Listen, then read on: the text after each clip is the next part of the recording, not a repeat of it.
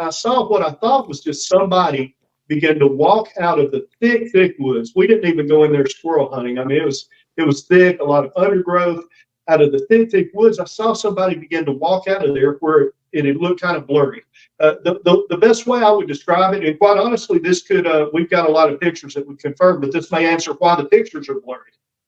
Because what we're finding out about these creatures. But back then, I didn't know any of this. I just knew that somebody was walking out on my grandfather's property, and nobody was supposed to be hunting there. And so, as I saw this person walk out, it almost looked like I was looking through. If you ever looked at something through an intense heat, everything's just a little wavy, and then that went away as it walked out. And it was in the shade, so it just looked like a big person in brown coveralls with brown boots and brown shoes or brown gloves on, and a brown toboggan. And I remember the toboggan looked like it just had a perfect hole cut out for the face. And that was when it was in the shade. I didn't notice a cone-shaped head at that point. I pretty much saw the side profile of it most of the way, but it began to walk out, and it stepped into the sunshine. The first 3 steps, it was in the shade. It was under the trees. And I just remember thinking as a little kid, oh no, I'm going to have to tell somebody to get off my grandpa's property. And, but when it hit the sunshine, I remember you could see like a gloss to the hair, and it was brown. This one was brown. Most of the ones we get seem to be black nowadays, but this one was brown. And it had that gloss to it. And so I remember when I saw that, I'm like, I just couldn't process it. But initially, also, I noticed the way it walked. And this thing did not walk like a person at all. It was completely upright. It had an arch in the way it leaned its head forward. It wasn't like it had a long neck, but it was like the arch started lower in the back. So it leaned forward a lot more, but it didn't lean forward like a person would that was walking maybe with poor posture.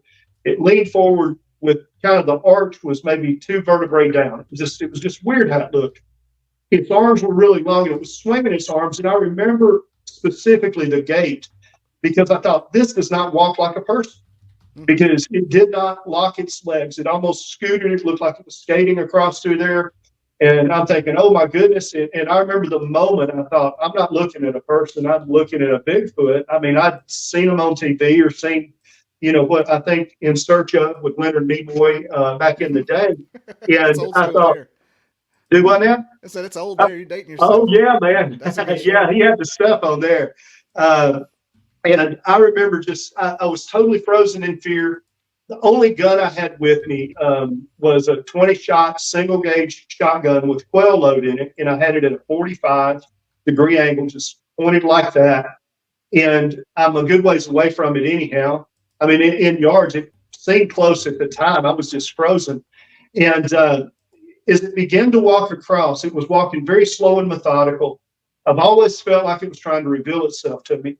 And as it did, it kind of swung its shoulders. It did more movement with its shoulders than it did with its head. But it swung its shoulders and looked at me, but it kept walking the same way. It's like, I don't know if it was just using its peripheral of its right eye, but it kept walking the same way. And when it looked at me, I felt a very specific impression come over me that just said, don't mess with me and I won't mess with you. Mess with me and you'll regret it. People talk about mind speak. They can judge it, call it what they want. I don't know if I was just afraid, but when that thing looked at me, I specifically felt, don't mess with me and I won't mess with you. Mess with me and you'll regret it. Then it turned its head back, and I'm like, there's not a chance I'm messing with you, Nope. And so it turned its head back. I'm still completely frozen. I don't even know if I was breathing. I could hear my heart was just beating in my neck, and look in that vein in your neck. And I was watching it, and I watched it just slowly walk across about an 85-yard wide opening. I probably saw it for 35 to 45 seconds or so. And I remember as it was nearing the corner of the woods, right there in Lascassas, Tennessee, I remember thinking, the second this thing goes out of sight into those woods, I've got a decision to make. And that decision is, how do I more safely get back to my grandfather's house?